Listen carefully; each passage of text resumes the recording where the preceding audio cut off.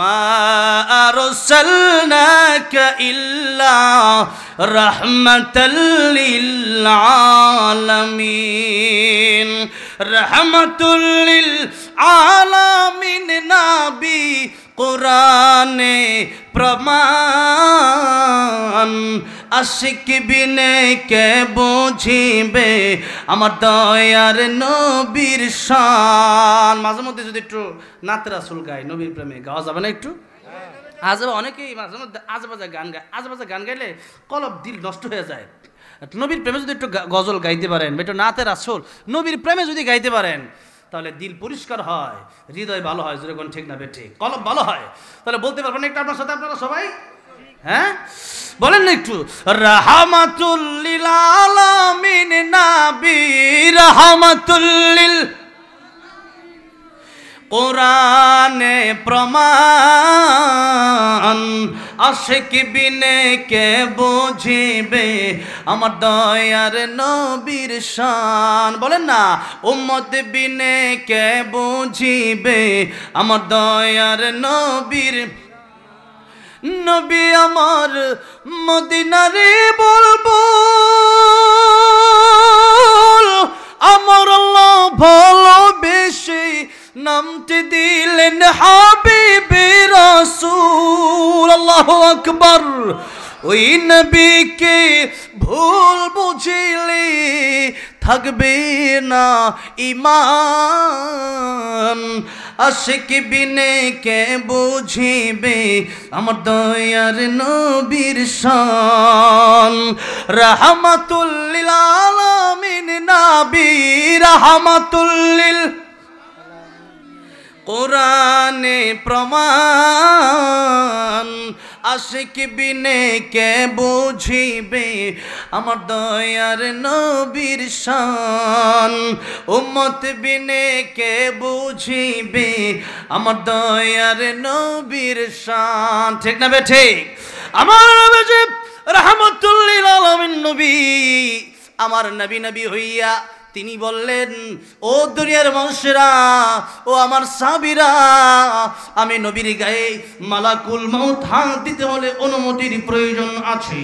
এরপরেও আমি নবীজি আমার জীবনের গ্যারান্টি এতটুকুন সময় দিতে পারি না। ডান দিকে নামাজের পরে সালাম ফিরাইয়া বাম দিকে সালাম ফিরাবো, এই গ্যারান্টি আমি দিতে পারি না। সুতরাং তোমরা মৃত্যুর জন্য 24 ঘন্টা প্রস্তুতি নিয়ে থাকবা। যে কোনো সময় মালাকুল মউত আজরাইল তোমাদের কাছে চলে আসতে পারে। যে কোনো সময় মালাকুল মউত এসে হাজির হয়ে যেতে পারেন। তখন যদি কোন একটু সময় দেন, পাওয়া যাবে। আরে এই দেশে মনে করেন ট্রেনে উঠছেন তো আপনারা, নাকি ট্রেনে উঠছেন?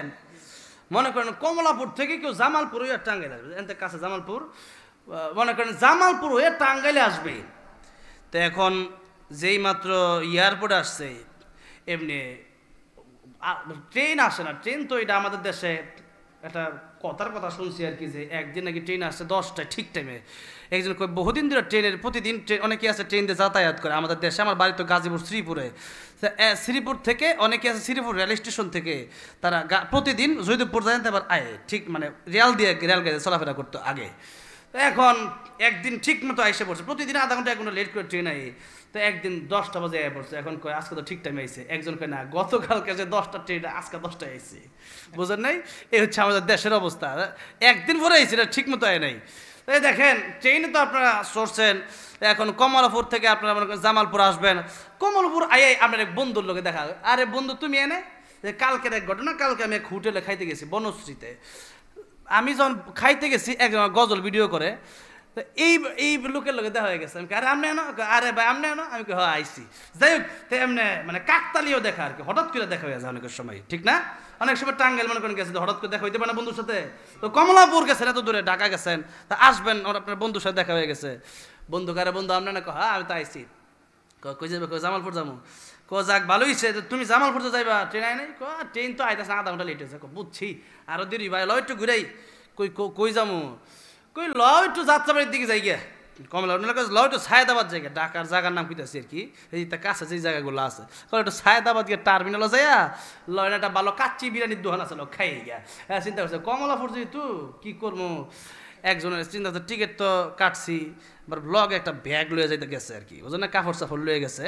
তাহলে ব্যাগটা এক ধরনের রাখা দেখে ভাই আপনার ধরনের একটু ব্যাগটা কাপড় চুপড় আছে একটু রাখেন। তা চিন্তা করছে টিকিটটা আবার কই আড়ালাই, টিকিট রাখছে পানের দোকানও, ব্যাগ রাখছে এক দোকানও, আর টিকিট রাখছে আরেক দোকানে রেখা কই ট্রেন আইতে আজকে দেরি আছে, জায়গা সায়দাবাদ গিয়া মানে যাত্রাবাড়ির দিকে গিয়া একটু বিরিয়ানি খেয়ে, যেই মাত্র বিরিয়ানি খাইতে গেছে এমনি মনে করেন ট্রেনের মানে আওয়াজটা তো অনেক দূরে যায় ট্রেনের, ঠিক না?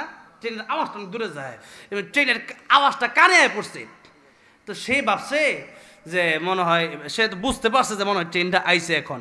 এখন যেই মাত্র সে হুইসেল হরেন শুনছে ট্রেনের, এমনি সে পাগল পাড়া দিশে রয়ে গেছে। আরে গাফলতি করে লাইছি, মানে কে লেগে কমলাপুর ট্রেন আমার লাগবে বিরিয়ানি খাইবার লেগে, আমার ট্রেন তো লাগে 2 ঘন্টা আগে বই রয়েছে কমলাপুর, এখন তো ট্রেন এসে পড়ছে, গাফলতি করে ছায়াদাবাদ দিয়েছি বিরিয়ানি খাইতাম। এখন তো দেখা যায় ট্রেন আয়া পড়ছে, এখন চিন্তা করে আমি কই, টিকিট কই, ব্যাগ কই, ট্রেন কই, এক একটা এক এক জায়গায় এগুলা গোছাইতে গেলে ট্রেন যাইব গাজরে কোন ঠিক না বেঠে একটু জোরে কল। ঠিক তেমনি ভাবে ইমানদার যে ব্যক্তি যার ভিতরে ইমান আছে, সেই ব্যক্তির মৃত্যুর সময় যখন হয়, সে ব্যক্তি আল্লাহর কাছে যাওয়ার লাগে পাগল হয়ে যায়। আল্লাহর ফেরেশতায় কয় তোমার কানে আল্লাহ সালাম দিছে, আল্লাহর সালাম এই যে খুশি হয়। এই জন্য নবী কয় যে 3টা কাজ তাড়াতাড়ি করো, নামাজের সময় হয়ে গেছে যাও নামাজও যাও। এরপরে মৃত্যু যখন মানুষের হয়ে যায় দাফন তাড়াতাড়ি করো, দেরি করো না। কারণ ইমানদার ব্যক্তি কবরে গিয়ে একটা ঘুম দিবে, চিরতরে ঘুমের লেগে ইমানদার পাগল পারা যে একটা ঘুম দিব, কবে প্রশ্ন হবে আর কখন ঘুমাবো, চিরতরের ঘুম। আহা, সেই জন্য ইমানদাররা পাগল হয়ে থাকে, দিশেহারা হয়ে যায়। নবী কইছে তাড়াতাড়ি দাফন করো, তাড়াতাড়ি দাফন করো। আর বিয়ের সময় তাড়াতাড়ি বিয়ে করো। বিয়ের সময় তাড়াতাড়ি কি করতে কইছে? এটা কোনো কথা হইলো হুজুর, বিয়া করতো। আরে এই বিয়া ঠিক মতো না দেওয়ার কারণে বিয়ার আগেই জীবনও শেষ, যৌবনও শেষ। আটটু জোরে কন। আহারে এই দেশে এত জিনা এখন আপনি কল্পনাও করতে পারবেন না, পতিতালয় দিয়ে দেশটা বুঝে গেছে, এখন এত জেনা হয়। তা এই যে জিনার দায়ভার কে নিবে? এই জন্যে সময় যদি হয়, মোট অবস্থা যদি ভালো থাকে বিয়ে করা দেন। ভাইয়ার আমার, বাবাজিরা আমার, বলতেছিলাম যে মৃত্যুর প্রস্তুতি 24 ঘন্টা নিয়ে রাখতে হবে। এমন না আগামী শুক্রবারে ভালো হয়ে যাবো, আগামী রমজান মাসটা 3-4টা মাস আছে, তো রমজান আইলে একবারে এমন টুপি পরমু, একবারে মসজিদে ঢুকমু আর বাড়িতাম না। বিষয়টা এমন নয়, এখন থেকে প্রস্তুতি নিতে হবে। কারণ আপনাকে কালকের গ্যারান্টি দেওয়া হয় যে নবী বলতেছেন আমি ডাইন দিকে সালাম ফিরাই নামাজের পরে, বাম দিকে সালাম ফিরাতে পারি কিনা এই গ্যারান্টি নাই, দিতে পারবো না। তাহলে আমি আর আপনি কে? জীবনের গ্যারান্টি দেওয়া সম্ভব না। তাহলে যে কোনো সময় আপনার আমার মরণ হয়ে যেতে পারে, আর ওই মৃত্যুটা যদি ভালো হয়ে যায়, আল কবর রাউযাতুম মির রিয়াজিল জান্নাহ, কবর জান্নাতের বাগান। উসমান রাদিয়াল্লাহু আনহু কবরের পাশে যখন যেতেন, উসমান রাদিয়াল্লাহু আনহু কাঁদতেন, দাড়িগুলা ভিজিয়ে দিতেন। লোকেরা জিজ্ঞাসা করতেন উসমান আপনি কবরের পাশে এসে কেন কাঁদেন? নবী জান্নাত জাহান্নামের ওয়াজের সময় তো এত কাঁদেন না। উসমান রাদিয়াল্লাহু আনহু বলে ও দুনিয়াবাসী, আমি কবরের সামনে এসে কাঁদি এই জন্য আল্লাহর নবী বিশ্বনবী বলেছেন এই কবর হচ্ছে মানুষের প্রথম ঘাঁটি। কবর যার সুন্দর হয়ে যাবে, পুলসিরাত সুন্দর হয়ে যাবে, মিজান সুন্দর হয়ে যাবে, জান্নাতে চলে যাবে। আর কবর যার সুন্দর হবে না, এই কবর থেকে শাস্তি শুরু হয়ে যাবে। কবর জাহান্নামের আগুন যার জ্বলে জাহান্নামের গর্ত হয়ে যাবে। হাসরে বিপদে পড়ে যাবে, মিজানে বিপদে পড়ে যাবে, পুলসিরাতে বিপদে পড়ে যাবে। এই জন্য কিয়ামতের ময়দানে জাহান্নামের আগুন তার ভোগ করতে হবে। এই জন্য কবর যার জন্য সুন্দর হয়ে যাবে, তার জন্য জান্নাত যাওয়াটা সহজ হয়ে যাবে। আর কবর যার জন্য সুন্দর হবে না, জান্নাতে যাওয়া সহজ হবে। তা আমি উসমান চিন্তা করি আমার কবরে কি হবে, পরের ঘাটে, কিন্তু প্রথম ঘাটে আমার কি হবে, এই চিন্তায় আমি অথচ উসমান রাদিয়াল্লাহু আনহুকে জান্নাতের টিকিট দেওয়া হয়েছে, দুনিয়া থাকা অবস্থায় জান্নাতের সার্টিফিকেট দেওয়া হয়েছে। এরপরে উসমানের কান্দে যে যেই আল্লাহ জান্নাতের সার্টিফিকেট দিছে, আমার কোনো আমলের কারণে যদি ওই আল্লাহ জান্নাতের সার্টিফিকেট যদি আবার যদি কয় তাহলে কাটতে দিচ্ছে সার্টিফিকেট, যদি কোন ঠিক না বে ঠিক। তো এই জন্য মৃত্যুর প্রস্তুতি আমাদেরকে নিতে হবে। এই যে নিয়ামত আল্লাহ আমাদেরকে দান করলেন, এই যে ঈমান দিলেন, এই যে জীবন দিলেন, এটা কি নিয়ামত নয়? এই যে আমরা বসে আছি আল্লাহর দেওয়া নিয়ামত, প্রতিদিন খাইতেছি, এটা কি আল্লাহর নিয়ামত না? এক কথা এখানে যা দেখতেছে, মানে আমি যে ওয়াজ করতেছি, এটাও আল্লাহর নিয়ামত। আপনি যে বই রয়েছেন না জীবন তো এটা আল্লাহর নিয়ামত। আল্লাহকে আমার কোন কোন নিয়ামতের অস্বীকার করবা? কোন নিয়ামতের অস্বীকার করার সুযোগ আছে? তা আল্লাহ বলতেছেন তোমাদেরকে আমি অনেক নিয়ামত দিছি, তবে শুনে রাখো যে আল্লাহ রাব্বুল আলামিন আমি যে তোমাদেরকে কত নিয়ামত দিলাম, এর ভিতরে আল্লাহ সূরা রহমানের প্রথমে যে নিয়ামতের কথা কইলেন, আল্লাহ কই ওইটা সবচেয়ে বড় নিয়ামত। ওইটা কি সবচেয়ে বড়? ওই নিয়ামতের নাম হলো কোরআন শরীফ। জোরে কোন ওই নিয়ামতের নাম কি? আর মাত্র আধা ঘন্টা আল্লাহ রাব্বুল আলামিন বলতেছেন আর রহমানু আল্লামাল কুরআন।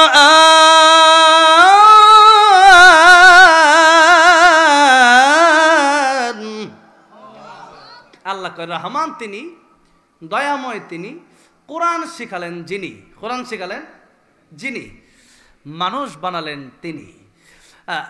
খলাকল ইনসান, আল্লাহ বলেন আল্লামাল কুরআন খলাকল ইনসান। আল্লাহ কয় আমি আল্লাহ দয়াময়, আমি আল্লাহ কোরআন শিখাইলাম, আমি আল্লাহ মানুষ বানাইলাম।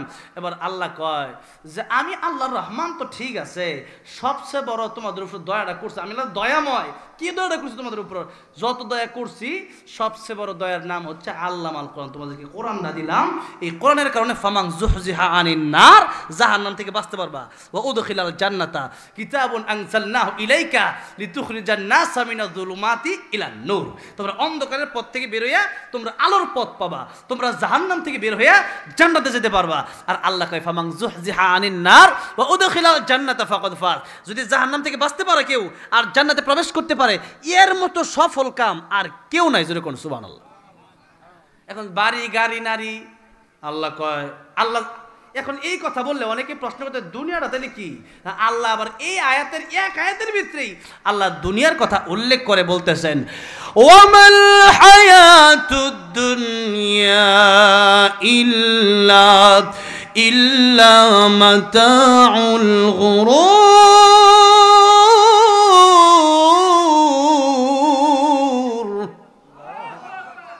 আল্লাহ কয় ওয়ামাল হায়াতুদ দুনিয়া, এই দুনিয়ার হায়াত ইল্লা মাতাউল গুরুর, এটা ধোঁকা ছাড়া কিছু না, ধোঁকা ছাড়া এটা ধোঁকা। এবার নবী কইতাছে, নবী বলতেছেন যে দুনিয়ার যে হায়াতটা তোমরা কি কি আমল করবা কবরে কারে নিয়ে যাইবা। নবী বলতেছেন ও দুনিয়ার মানুষেরা, আমি নবী বলে দিলাম দুনিয়াতে তিনটা ভাইয়ের মিসাল আল্লাহর নবী দিয়েছেন। এক নাম্বার ভাইয়ের নাম হলো আত্মীয় স্বজন, ভাই বোন, বাবা মা, সন্তান, এরপরে খালা খালু, নানা নানি, চাচা চাচি, এই সব আত্মীয় স্বজন। আল্লাহ বলতেছেন দুই নাম্বার বাইরের নাম হলো তোমার সম্পদ, টাকা পয়সা, ব্যাংক ব্যালেন্স, সোনা দানা, কাপড় সুপড়, ঘর বাড়ি, জমি জামা, এইগুলো হলো তোমাদের সম্পদ, মাল, ধন সম্পদ। তিন নম্বর বাইরের নাম আল্লাহ বলেন, তিন নম্বর বাইরের নাম হলো নেক আমল। তিন নম্বর বাইরের নাম কি? নেক আমল। আল্লাহ বলেন কবরে যাওয়ার সময় এই তিনটা জিনিসের দুইটাই তোমার সাথে যাবে না, একটা তোমার সাথে যাবে। তিন ভাইয়ের দুই ভাই যাবে না তোমার সাথে, একটা ভাই যাবে। এর ভিতরে প্রথম ভাই আত্মীয় স্বজন, তোমার মা বাবাও তোমার সাথে কবরে যাবে না, তোমার সন্তান তোমার সাথে কবরে যাবে না, তোমার ভাই তোমার সাথে কবরে যাবে না, তোমার কোনো আত্মীয় স্বজন তোমার 3.5 হাত মাটির ঘরে যাবে না, তোমাকে একাই যেতে হবে। জোরে কোন ঠিক না বেঠিক? বাপ মারা যায় কত কষ্ট সন্তানের জন্য করে। কেউ কোনোদিন কি কোনো সন্তান বলছে যে আমি বাপের লগে হইতে পারি লাশের লগে? কইছে নাকি কেউ? হ্যাঁ, একদিন দুই দিন 3 দিনের পরে মনেও রাখে না। জোরে কোন ঠিক না বেঠিক? স্ত্রী 1 মাস 2 মাস 3 মাস 6টা মাস যাইতে না যাইতেই নতুন স্বামী খুঁজে। জোরে কোন ঠিক না বেঠিক? আগের স্বামী বলে যায়। এরপরে ধন সম্পদ, আল্লাহ নবী কয় যে ধন সম্পদ 3 টুকরা কাফনের কাপড় ছাড়া আর কিচ্ছু আসবে না। এই জমি জামার লাগে আপনি মনে করেন যে মানুষের হক নষ্ট করছেন, জমি মেরে খাইছেন, কিয়ামতের ময়দানে সবচেয়ে অসহায় কোন ব্যক্তিটা হবে? আল্লাহ নবী বলতেছেন ও সাহাবীরা তোমরা কি জানো কিয়ামতের ময়দানে সবচেয়ে অসহায় কোন ব্যক্তি হবে? সাহাবায়ে কেরাম রাদিয়াল্লাহু আনহুম আজমাইন কয় ইয়া রাসূলুল্লাহ আল্লাহু ওয়া রাসূলু আলাম, আল্লাহ আর রাসূল আমরা জানি না। আল্লাহ বলেন সাহাবীরা কিয়ামতের কঠিন ময়দানে সে ব্যক্তি সবচেয়ে অসহায় হয়ে যাবে যে ব্যক্তির অনেক ইবাদত থাকবে, অনেক আমল নামা থাকবে, নামাজ রোজা হজ যাকাত অভাব নাই, কিন্তু কিয়ামতের ময়দানে যেই মাত্র জান্নাতে যেতে চাইবে এমন সময় কয়েকজন লোক সামনে এসে খারাপ, একজন আইসা কইবে যে আমার 5 কাঠা জমি দুনিয়াতে সে মাইরা নিছে, আমার দেয় নাই। আল্লাহ দুনিয়াতে বিচার পাই নাই, আল্লাহ তুমি কি বিচারটা করতা না? আল্লাহ কইবা আজকে আমি ইনসাফের বিচার করব। ইন্না সাআতা আতিয়াতুন আকাদ উখফিহা লিতুজজা কুল্লু নাফসিন বিমা তাসআ। আল্লাহ কই কিয়ামত আমি আল্লাহ কায়েম করব, এটা আমি আল্লাহ গোপন রাখছি। এটার অন্য ব্যাখ্যা আছে, কিয়ামতের আলোচনা আমার ইউটিউবে আছে, শুনে নিয়েন। তো কিয়ামতের আলোচনার ভিতরে আল্লাহ কেন গোপন রাখছে, নবীকে কেন জানায় নাই, জিবরাইল আমিন জানায়, ইসরাফিল আলাইহিস সালাম কিয়ামত কবে হবে জানে না। তো এই নিয়ে অনেক লম্বা কথা, আতিয়াতুন আকাদু ফিহার ব্যাখ্যা। এরপরে যে কথাটা আল্লাহ কইলি যাজা দেব আমি আল্লাহ, কুল্লু নাফসিন বিমা তাসআ, প্রত্যেকটা নফসকে, প্রত্যেকটা মানুষকে, এমনকি প্রত্যেকটা নফস মানে বোঝানো হয়েছে যেন গরু ছাগলও আছে। প্রত্যেকটা নফস মানে তো গরু ছাগলের তো জান আছে না? কিয়ামতের ময়দানে এই ব্যাখ্যায় মুফাসসিরিনে কেরামগণ বলেছেন, কিয়ামতের ময়দানে গরু ছাগল কোটানো হবে, সারের লড়াই লাগানো, সারের লড়াই, কেডা কারে কোন সারে গুতা বেশি দিতে পারে। সার আল্লাহ কবে তুমি আরে গুতা দিলে শক্তি বেশি আছিল, আজকে আরেক সারে, যে সারের শক্তি কম আছে আজকে তোমার শক্তি বেশি দিলাম, এরে গুতা দাও, এরে গুতা দিব। হ্যাঁ, যেই পরিমাণে তাকে গুতা দেওয়া হয়েছিল এমন গুতা দিবে। এরপর আল্লাহ বলবেন কুনু তুরাবা, এবার তোমরা মাটি হয়ে যাও। আহারে, আর আমরা কি করবো? আমরা যদি জাহান্নামে যাওয়া লাগে তাহলে বলেন ওই গরু হয়েছে তাও বালা, গরু তো মাটি হয়ে যাইব। তাহলে আমার আপনার আসহাবে কাফের কুত্তাটাও জান্নাতে যাইব। আর আমি আপনি মানুষ হয়ে যদি জাহান্নামে যাওয়া লাগে, আল্লাহ কয় কাল আমি বালহুমা দল, তুই কুত্তার চেয়ে খারাপ, তুই তো আমার বিধান মানলি না, কোরআন বুঝলি না, আমি আল্লাহরে সিজদা দিলি না, আমি ঈমান আনলি না। আল্লাহ কাফেরদের বলছে কাল আমি বালহুম আদল, এরা আল্লাহ প্রথম বলছেন এরা জানোয়ারের মতো। আল্লাহ কয় না, আরো নিকৃষ্ট। কারণ গরু ছাগল যে মানুষের ক্ষেতের ঘাস মানে লাউ ক্ষেত খায়, এটা কি বুঝা খায় না বুঝা খায়? না বুঝা খায়। আর মাইনছের পকেট থেকে চুরিটা করে, এটা কি বুঝা করে না বুঝা করে? বুঝা করে, যাক ভালো না, মানুষের পকেটে টাকা মারতাছি, এটা লোক কাজটা ঠিক হইতাছে না, এরপরেও চুরি করে। তাহলে মানুষ বুঝে এরপরে চুরি করে, গরু ছাগল না বুঝা করে, তাহলে দুইজনে সমানিত কেমনে? যদি কোন ঠিক না ঠিক? আল্লাহ কয় না, তাহলে সমান হইতে পারে না। আল্লাহর কথা ঠিক আছে কিনা বলেন? আল্লাহ কয় না, সমান হইতে পারে না। তাহলে যদি আমার বিধান না মানে, যদি আমার বিধান লঙ্ঘন করে, যদি আমি আল্লাহকে না চিনে, যদি কোন ঠিক না ঠিক? ভাইরা আমার, বাবাজিরা আমার, তাহলে আসুন আল্লাহ বলতেছেন, ও দুনিয়ার মানুষেরা, আমি আল্লাহ যত দয়া করলাম, আমি আল্লাহ তোমাদেরকে সবচেয়ে বড় দয়া করলাম তোমাদের উপর কোরআন শরীফ দিয়া। কারণ কোরআন শরীফের মাধ্যমে তোমরা জাহান্নাম থেকে বাঁচবা, জান্নাতের ভিতরে প্রবেশ করবা। আর জান্নাতের ভিতরে প্রবেশ করলে তো বুঝলি নিয়ামতটা কি, যে অনন্তকালের জন্য জান্নাত। এত ফু কেন চোখের ভিতরে ঢুকছে? আরে চোখটা জ্বলে, ফুক ঢুকলে, ফুক যদি চোখের ভিতরে ঢুকে, বুঝছেন, এত তাহলে দেখবেন যে অবস্থা খারাপ হয়ে যায়। তো যাই হোক, ফুক একটা ঢুকে গেছে চোখের ভিতরে। এবার আসুন সামনের দিকে যাই। অনেক কষ্ট হইতেছে আপনাদের, বুঝতেছি। কারণ অন্য সময় গত বছরও মানে অক্টোবর দিকে শীত হয়ে পড়ছে, আর এখনো বৃষ্টি হয়। আমি হুজুরে কইতাছি, আমার দাওয়াত দিছে, যে ভাইয়ের নাম কি, হ্যাঁ শরীফ ভাই, দাওয়াত দিছে যখন, আমি কাল ভাই এই যে আমি তো কালকে মাহফিলাম, বৃষ্টি হয় কিনা আল্লাহ জানে।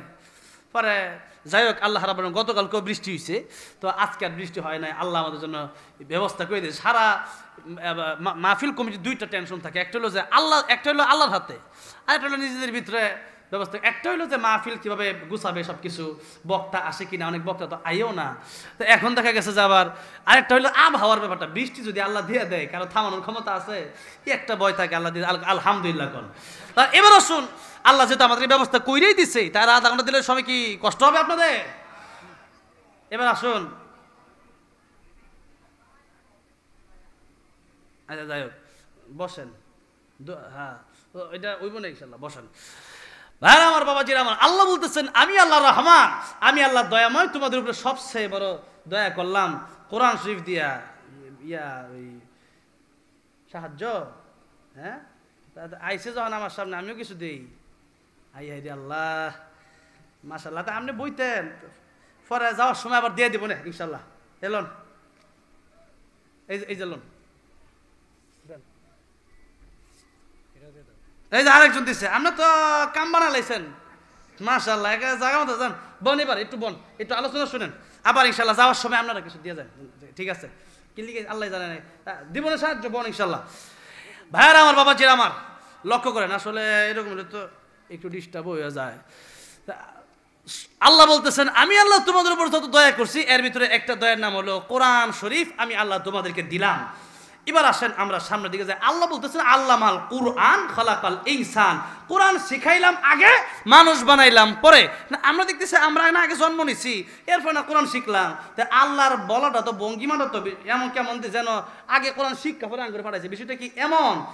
আল্লাহ মুফাসসিরে কেরামগণ বলতেছেন এর প্রথম ব্যাখ্যা হলো যে এই দুনিয়ার মানুষ সৌরতে মানে দেখতে শুনতে মানুষ হইলে আসল মানুষ হওয়া যায় না, খাঁটি মানুষ হইতে হলে কোরআনের শিক্ষার প্রয়োজন আছে। আর তো যেরকম ঠিক না বেটি? এবার আসুন আল্লাহ রাব্বুল আলামিন এই কোরআনের শিক্ষার কথা কেন বললেন, এই কোরআনের শিক্ষা কেন প্রয়োজন? দুনিয়াতে এক নাম্বার কোরআন শিখলে দুনিয়াতে লাভ, জোরে কোন কই লাভ? দুনিয়াতে। দুই নাম্বার কোরআন শিখলে মৌতের সময় লাভ, 3 নাম্বার কবরে, 4 নাম্বার হাসরে। তাহলে কয় জায়গায় লাভ? 4 জায়গায়। এক নাম্বার একটু আসেন, আল্লাহ বিশ্ব নবী রাহমাতুল লিল আলামিন বলেছেন এই দুনিয়া ওই দিন কিয়ামত হয়ে যাবে, ধ্বংস হয়ে যাবে, যেই দিন এই পৃথিবীতে একজন আল্লাহ বলনেওয়ালা লোক থাকবে না। একজন আল্লাহ বলনেওয়ালা লোক যতদিন পরে যেদিন থাকবে না ওই দিন আল্লাহ কিয়ামত কায়েম করে দিবেন, এই পৃথিবীকে ধ্বংস করে দিবেন। আর আল্লাহ বলনেওয়ালা, আল্লাহ এই কথাটা আল্লাহর জিকির আল্লাহর ইবাদত শিক্ষা দেওয়া হয় এই মাদ্রাসা শিক্ষা, এই মাদ্রাসায় শিক্ষা দেওয়া হয়। যেরকম ঠিক না? ঠিক। আপনি কইবেন কেমনে? আপনাদেরকে জিজ্ঞাসা করতে চাই, বিয়া ছাড়া জেনার মাধ্যমে সন্তান জন্ম দেওয়া এটা যে হারাম, এটা যে বিষয়টা যে অত্যন্ত লজ্জা। কলেজ ইউনিভার্সিটির ছাত্ররা জানে কি জানে না? এই দেশের কলেজ ইউনিভার্সিটির ছাত্ররা তারা কি মুসলমান কিনা? মনে করেন যে কিছু তো হিন্দু খ্রিস্টান বৌদ্ধ থাকতে পারে, তবে 90% বেশি তো মুসলমান। জোরে কোন ঠিক না ঠিক? এবার দেখেন 90% মানুষ যদি মুসলমান হয় তা এখন আপনাদের কি বিশ্বাস এরা কি বিয়া করতে হয় মানে বিবাহের মাধ্যমে সন্তান জন্ম দেওয়া যায় এটা ঠিক আছে, কিন্তু বিবাহ ছাড়া জেনার মাধ্যমে সন্তান জন্ম দেওয়া যায় হারাম। আপনাদের কি মনে হয় স্কুল কলেজ ইউনিভার্সিটির ছাত্ররা জানে না? জানে। এখন আপনাদেরকে আরেকটা প্রশ্ন করতে চাই, এটা কি স্কুল কলেজ ইউনিভার্সিটিতে এই শিক্ষা দেওয়া হয়েছে যে বিবাহ ছাড়া সন্তান জন্ম দেওয়া হারাম? এটা কি স্কুল কলেজ ইউনিভার্সিটি শিক্ষা দেওয়া হয়েছে? কোনো বই আছে নাকি? এমন বই থাকলে নিয়ে এসেন, তাহলে ওই বইলেও কিছু ওয়াজ করলাম সামনেতে। এমন বই নাই, পাই নাই, কোনোদিন দেখি নাই। তাহলে এবার শুন, এটা আমরা জানলাম কোন জায়গা থেকে যে বিবাহ বহির্ভূত সন্তান জিনার মাধ্যমে জন্ম দেওয়া হারাম, এই বিষয়টা জানলাম কোরআন থেকে। আর কোরআন শিক্ষা দেওয়া হয় মাদ্রাসা থেকে। আর এই স্কুল কলেজ ইউনিভার্সিটির আপামর জনতা এই জিনা যে হারাম, অবৈধ সম্পর্ক হারাম, অবৈধভাবে সন্তান জন্ম দেওয়া হারাম, এই বিষয়টা জানলো এই আলেমদের কাছ থেকে। ঠিক না ঠিক? কোরআনের পরশ পাওয়ার কারণে জেনেছে। কোরআন যদি না থাকতো তাহলে এই মানুষগুলা যে দেখা গেছে যে কিভাবে বিয়ে করতে হয়, যেমন ইউরোপ আমেরিকাতে এমন অনেক এয়ারপোর্ট আছে। কয়েকদিন আগে থাইল্যান্ড গেলাম, সেখানে দেখলাম এক এয়ারপোর্টে পানির ব্যবস্থা নাই। মানে এয়ারপোর্টে যে ওয়াশরুমে কি নাই? এয়ারপোর্টে বিভিন্ন দেশের এয়ারপোর্টে পানির ব্যবস্থা থাকে, খালি টিস্যু আছে। কি আছে? টিস্যু আছে। আবার মনে করেন যে সব ওই জায়গায় পরিষ্কার করা দরকার নাই, আবার সুন্দর করে হাত সাবান দা ধয়, বুঝলেন নাই? হ্যান্ড ওয়াশ দিয়ে হাত ধয়, হ্যান্ড ওয়াশ দিয়ে হাত দিতারে, কিন্তু বাথরুমে ওয়াশরুমে পানি নাই। আবার কিছু জায়গা আছে বইয়া তো ফ্রেশ আপ মানে সামনের পানি বইয়া করার সিস্টেম। গরু ছাগলে কুত্তা বইয়া মতে না খারইয়া মতে, বইয়ার সিস্টেম নাই, বইলে তার ওই তো না। এখন মনে করেন অনেক মানুষও খারইয়ার মতো জিজ্ঞাসা করলে কয় সিডা লাগবো। কি লাগবো? সিডা বলে লাগবো। চিন্তা করেন, হ্যাঁ, বিলাই তোর বেশ, বিলাই দেখছেন না, তার জোর হচ্ছে ডেকে ডেকে আবার মুখ মুছে, বুঝলেন নাই? মুখ মুছে। তো এখন দেখেন পানির ব্যবস্থা নাই, খালি টিস্যুর ব্যবস্থা আছে বিভিন্ন এয়ারপোর্টে দেখা গেছে। আবার মিশরের মতো একটা দেশ, মিশরে আমি গেছিলাম কয়দিন আগে। মিশরে যাওয়ার পরে এয়ারপোর্টে যখন বসছি, কোন সুইচ টিপ মারছি দেখে আমার পাঞ্জাবি শেষ। আমি কই আল্লাহ আমি গেছি ট্রানজিট বিমানে মিশর থেকে যাবো কাতারে। তো মিশর থেকে যখন কাতারে যাবো তখন এই মুহূর্তে কোন সুইচ টিপ মারছি, বিমানের সুইচ তো প্রথম চিনতাম না, এরকম টিপ মারতাম উল্টা বললা। তো যখন এই মিশরে গেছি আমার লাগেজটা বিমানেই দেওয়া, একদিন আমি মিশরে থাকবো, এরপরে মিশর গেছিলাম যে ফেরানোর লাশটা একটু দেখা যাই এই নিয়তে গেছি। তো এরপরে যে আমাকে পরের দিন কাতার, তো বিমানে তাদের কাছে এই মালামাল রাখছে, আমার আর ওই লাগেজ দেয় নাই। আমার কাছে ছোট্ট একটা ব্যাগ নিয়ে পাওয়ার ব্যাগটা নিয়ে এরপরে গেছি। তো জরুর সারাজন যে মাত্র গেছি আল্লাহ আমার দিকে 5 দিন সব শেষ, খুব কষ্ট পাই। এরপরে গেছি তো বিভিন্ন জায়গায় বিভিন্ন সুইচ আছে, আর কিছু জায়গায় থাইল্যান্ড থেকে এই যে মালয়েশিয়া, যে থাইল্যান্ড থেকে মালয়েশিয়া গেছিলাম। তো এই ভাই যে মালয়েশিয়া থাকে, তো মালয়েশিয়া যাওয়ার সময় আমি ওই জরুরতে ঢোকার পর দিকে আই হাই এখানে ওয়াশরুমে পানির ব্যবস্থা নেই, হাই নেই মানে নাই আর কি। তো দেখেন দুনিয়াতে এরকম তাদের কাছে পানির ব্যবস্থা নাই, এটা একটা সভ্যতা। আরে কোরআন সুন্নাহ পড়ে মানেন, কিন্তু সভ্যতা তো আছে, জোরে কোন ঠিক না বেঠে?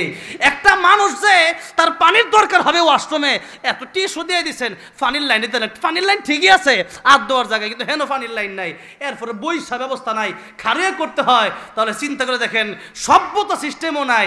কারণ হইল ইউরোপ আমেরিকাতে, আমাদের বাংলাদেশে যেমন কোরআন আছে এমন কোরআনের ওয়াজ মাহফিল, তাফসির মাহফিল, এরপরে মাদ্রাসা মসজিদ এত নাই, যেরকম ঠিক না বেঠিক?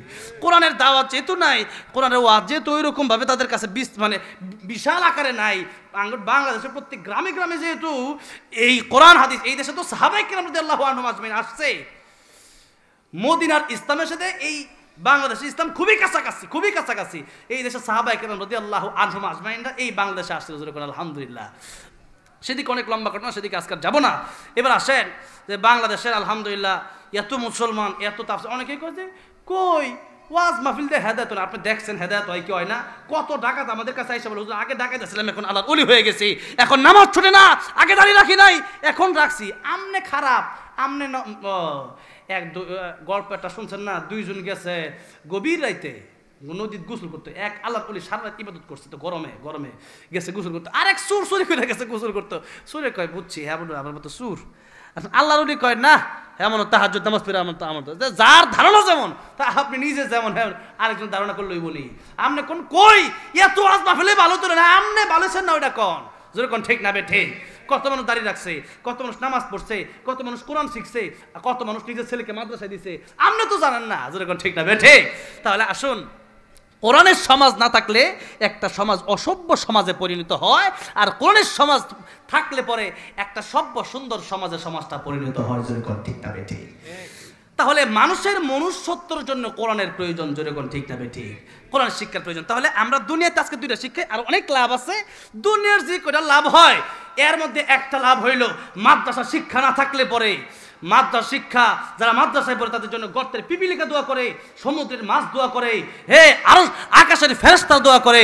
কারণ হচ্ছে আল্লাহ এই মানুষের জন্য তো এই কোরআন শিখছে, এই জন্যই তো আমরা বেঁচে আছি। তারা আল্লাহ বলবে, দিনে দাওয়াত দিবে, আর দিনের দাওয়াত যদি থাকবে আল্লাহ আল্লাহ জিকির করবে।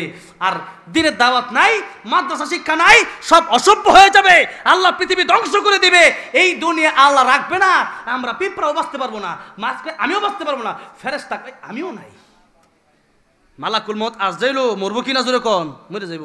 তাহলে সেই জায়গায় কেউ বাঁচতে পারবে না আল্লাহ না বললে, তো সেই জায়গায় তারাও তালেবুল ইলমের জন্য দোয়া করে, সেই মাদ্রাসা ছাত্র উস্তাদের জন্য দোয়া করে। কেন? যে এই মাদ্রাসায় কোরআন শিক্ষা দেওয়া হয়। কোরআন শিক্ষার জন্য 1 নাম্বার লাভ হইল দুনিয়াটা টিকে থাকতে হইলে, আরে অনেক মানুষ মাদ্রাসা মসজিদে আলেমদেরকে গেলে মোল্লা, আরে এই মাদ্রাসার কারণে এই কোরআন শিক্ষা আছে, এই জন্য দুনিয়া টিকে আছে, তুমিও টিকে আছো। আর কোরআন শিক্ষা না থাকলে তুমি যারা গালি দাও তুমিও টিকতা না। দেখেন আমাদের দেশে যখন বিয়ে হয়, কুত্তা আর ডিডি খাইবার লাগিয়া আয়নি, গরুর গুস্তু যখন কাটা হয় এই সোমবালাতে সকাল থেকে রেডি, কুত্তা কুকুর বিড়ালও রেডি, ইলিশ মাছের কাটাটা খাইতো, কথাটা বলছেন না? এখন যখন জামাই আইছে কুত্তা দেখবেন গেউ গেউ করে উঠছে। আরে কুত্তা তো চিনে না যে এই জামাইয়ের লাগিয়ে খাইতেছে গুস্ত, যেরকম ঠিক না বে ঠিক? এই আড্ডির যে খামো জামাইয়ের লাগিয়া, জামাই বিয়া না করে তো খাইতে পারতাম না। ঠিক তেমনি ভাবে এই দুনিয়ায় ইমানদার যারা আছে, কোরআনওয়ালা যারা আছে, মাদ্রাসার তালিবুল ইলম আলেম যারা আছে, তাদের কারণে আল্লাহ দুনিয়া টিকায় রাখছে, নাইলে তোমরাও খাইতে পারতা না। আরে আরে এরা এই হুজুর নবী বলছেন যে এই দুনিয়া যতদিন পর্যন্ত আলেম থাকবে আল্লাহ আল্লাহ বলার লোক থাকবে, পৃথিবীর কিয়ামত হবে না। আর যেদিনই আলেম থাকবে না, দিনের দাওয়াত বন্ধ হয়ে যাবে, আল্লাহ বলা বন্ধ হয়ে যাবে, পৃথিবী আল্লাহ ধ্বংস করে দেব। তাহলে বোঝেন, এক নম্বর এই পৃথিবী টিকে আছে এই জগৎ রক্ষা, এক নম্বর কোরআন শিক্ষার প্রয়োজন হচ্ছে জগৎ রক্ষা, পৃথিবী রক্ষা করার জন্য, যেরকম ঠিক না ঠিক। দুই নম্বর মানুষের মনুষ্যত্ব রক্ষা করার জন্য এই কোরআনের প্রয়োজন। জুড়ে বলেন, কি রক্ষা করার জন্য? মানুষের মনুষ্যত্ব।